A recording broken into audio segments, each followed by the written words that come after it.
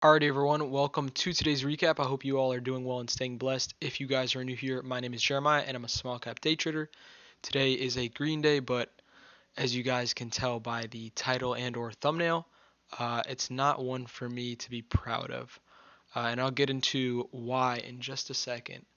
But I first want to start off by saying somebody called me out on my stream today.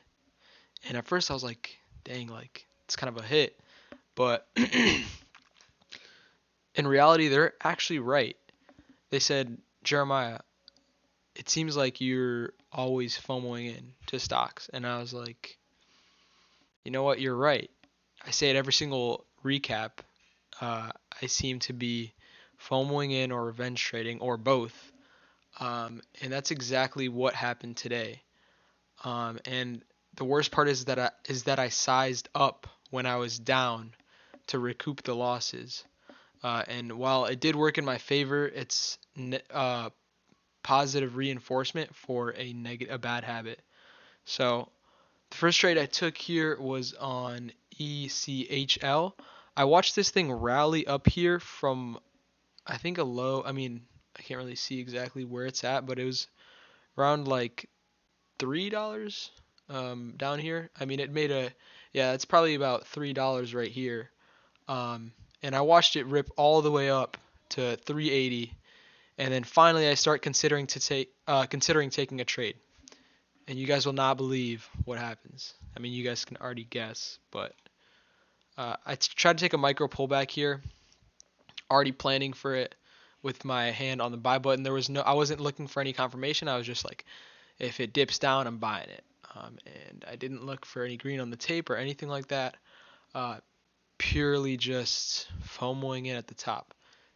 And it looked like it was going to work there for a second, but it did not. ECHL. This stock has.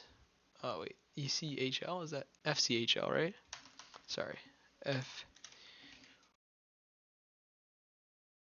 It's a Singapore company. It has a float of 400,000 shares, 410,000 shares. Really low float. And did it have news?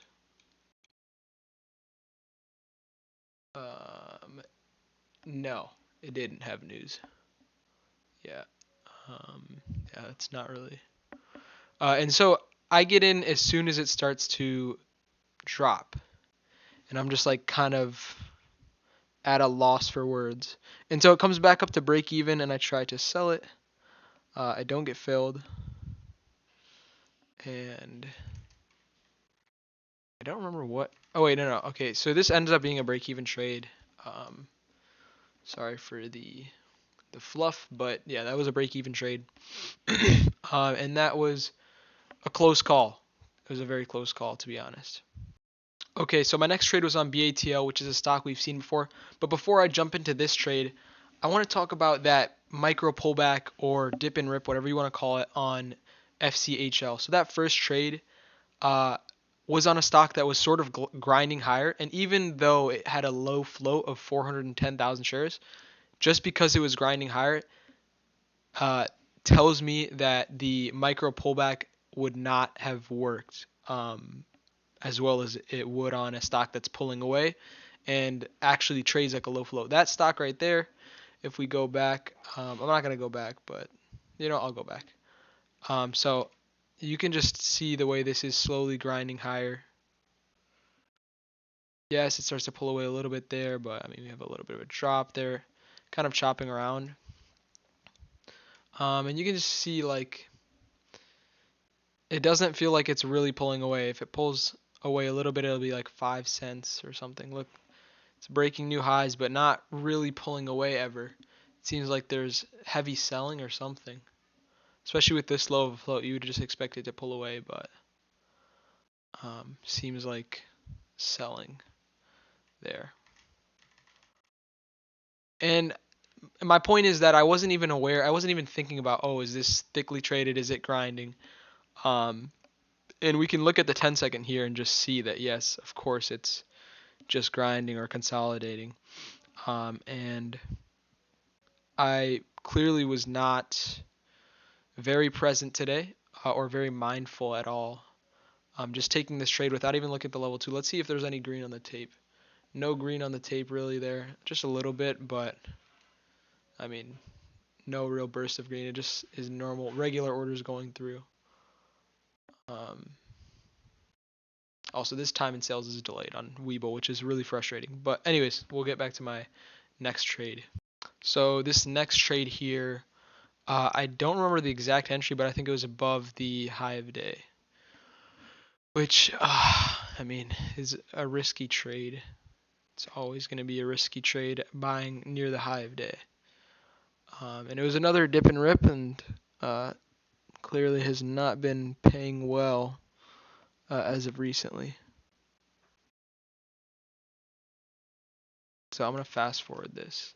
That ended up being a small loss there. I ended up selling it as it popped back up for a second. And I'm thankful that I did that. That was, I think, the right thing to do. And there's no point in holding something that's dropping. And yes, I could have sold it sooner, but I think I sold it at a decent time. This was the formation of a bull flag here, and I thought this looked really good. Double bottom there, and so I was like, you know what, I'm jumping in. And so I did, and this ended up being a really good trade actually. So I rode it up to 98 there, where it started to struggle, and then I said, you know what, that's it.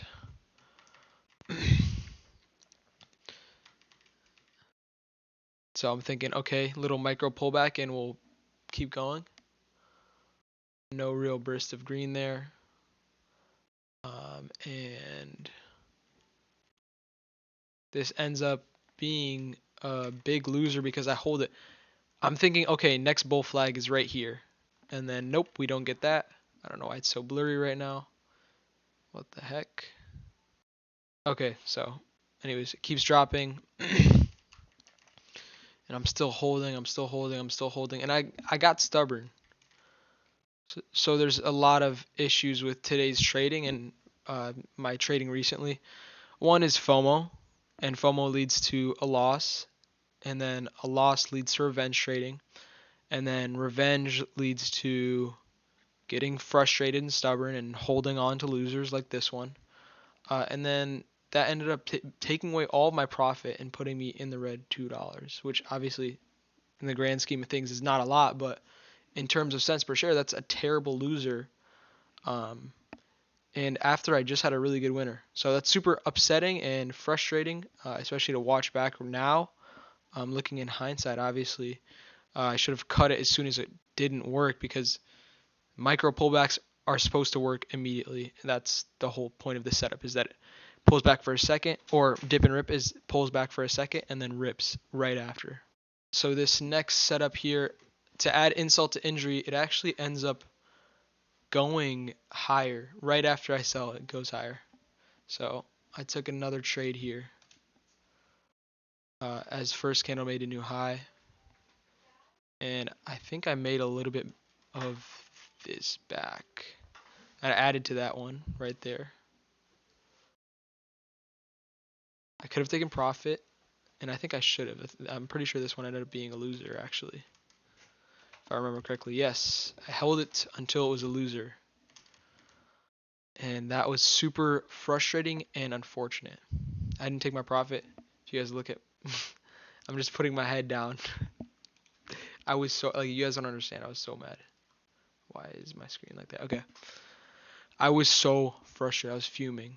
And now I'm down $4 from being up $1 on this stock. So obviously my losers are outweighing my winners. And I'm thinking here, okay, let's break over this pivot.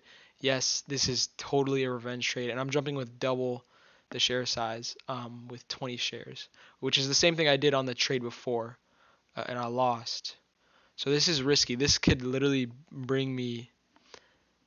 make this a way bigger red day than it already is. And I'm actually so lucky that it worked out in my favor, because if it didn't, I mean, it just would have felt so much worse. Obviously, it's not a good feeling to not follow my rules at all in any way, shape, or forms, but it ends up pulling away here. And as we break through 7, starts to pull away there.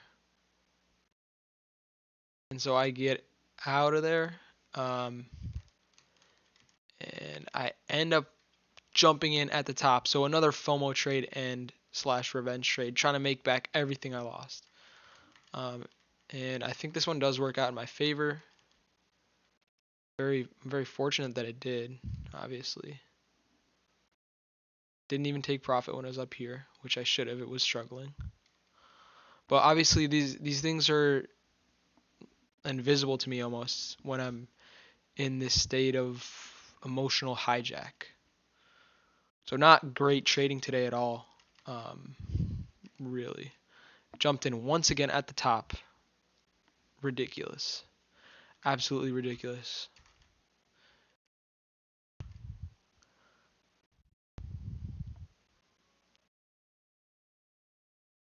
So this ends up actually being a winner, thankfully, but um, not a day to be proud of. So a small green day, more or less break even, but from red to green, and I did it the wrong way. I shouldn't have even over traded in the first place. It wouldn't have been a big red day um,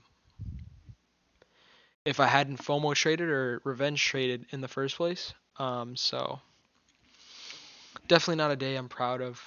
It's unfortunate. Well, I mean, it's fortunate that I'm green. Um, I have set some rules in place, which I'll go over with you guys right now. So my rules for trading now are: first trade cannot be at the high of day, in quotation marks, previous high of day, or under it, or like right under it. The only exception for this would be if it's a micro pullback, as it makes new highs and closes as a long body green candle. That kind of didn't work today, but I also wasn't even looking at the level 2 to see if there's a burst of green going through. So anyways, 3 losses in a row and I'm out. If I take a loss bigger than 10 cents a share, I am done for the day. If my timing is wrong on a trade, then I can't take that trade again. So what I did today was I would take a trade, and if I lost on it, I was like, oh, my timing was wrong, but the idea was right, so I'm going to jump back in.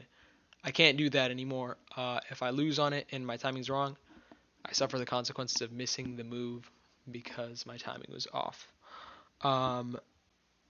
So those are the rules. Those are the rules I have set for myself tomorrow, and I appreciate my viewer who held me accountable today and said, hey bro, like, you keep FOMOing in.